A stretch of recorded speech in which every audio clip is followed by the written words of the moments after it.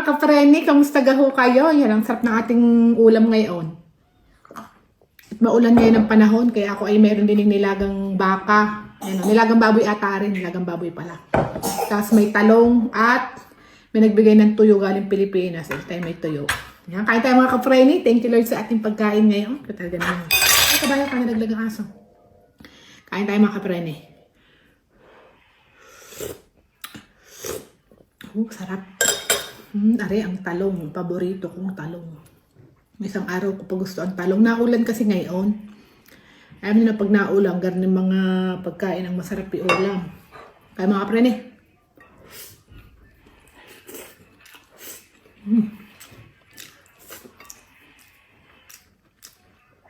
Ayos.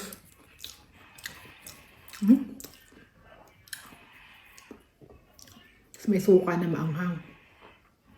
Pag garnet kayo nasa ibang bansa, appreciate na appreciate ang tuyo.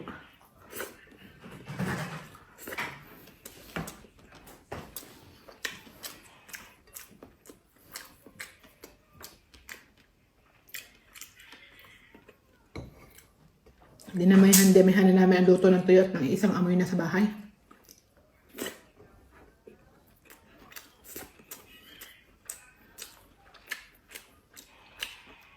Mainit.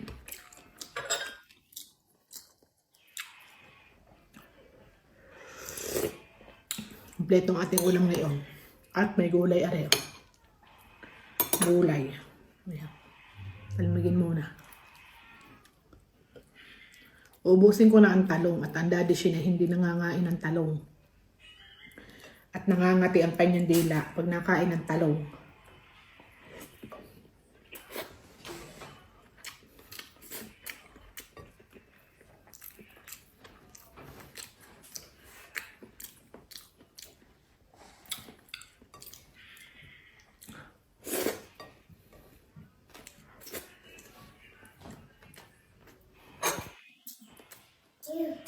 Ayos.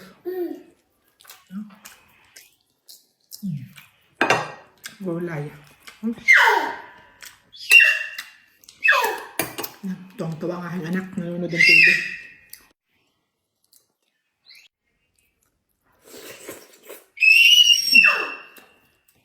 Kapiti nga.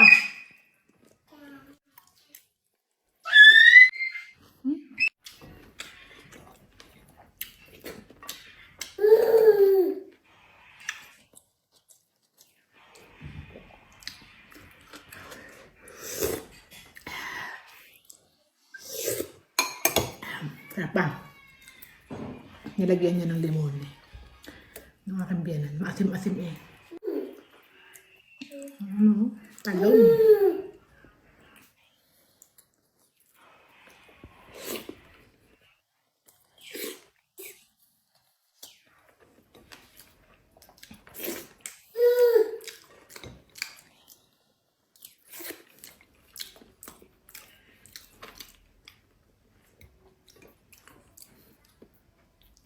Okay, nasa Pinas. Nasa Pilipinas pa nakatira. Hindi ako nagkakakain ng tuyo. At kako, pag gusto mo naman kainin, madali lang ang bilhin. Kaso ngayon nasa abroad na, edi iyan. Pag may tuyo, edi sarap na sarap. At minsan lang makakain. Minsan lang may umuwi. Galing Pinas.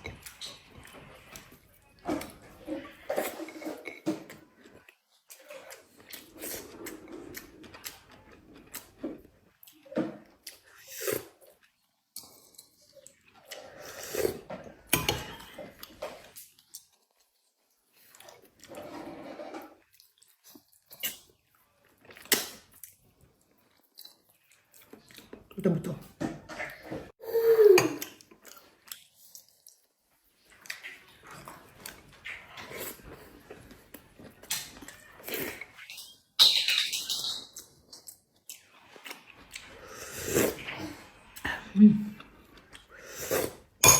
Ayos.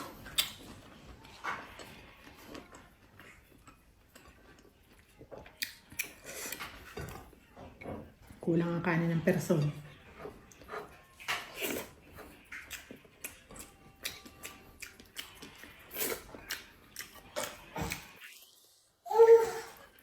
Sarap na naman ang kain ng anak ng inay. Pag ganun tag-ulan, ganun ang masarap na kainin.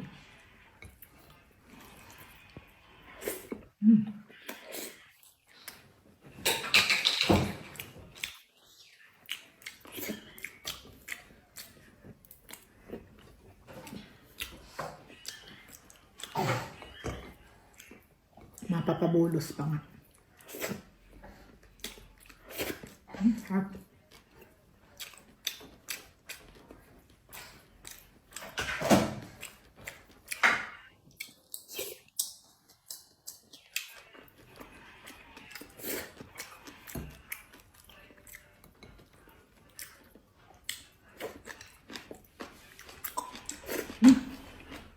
Makakuha ka ng kanin. Bulos ng anak ng inay. At kasarap ng ulam. Wala nang kakain ng talong na are. Kaya uubusin ko na. Oh.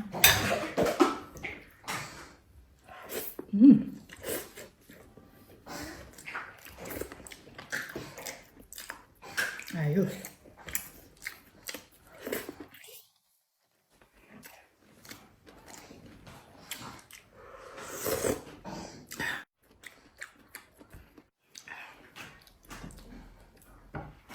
Sarap na suka.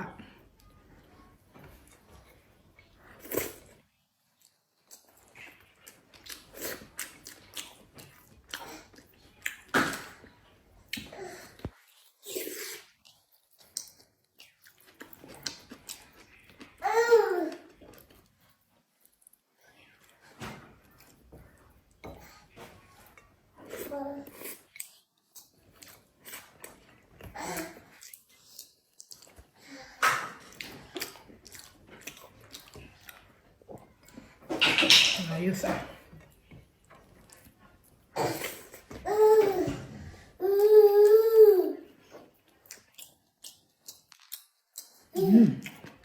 Ang suka.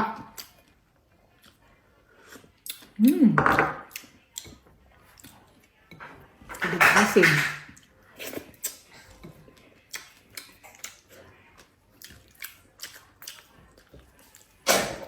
Wala nang kanin na naman.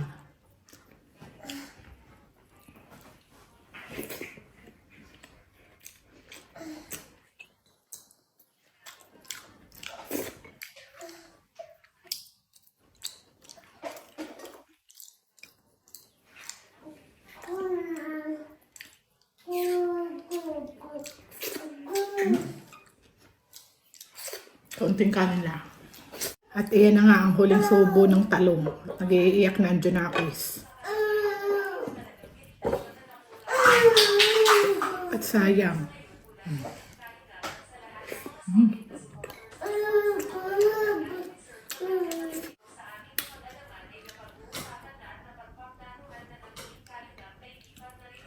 Mm.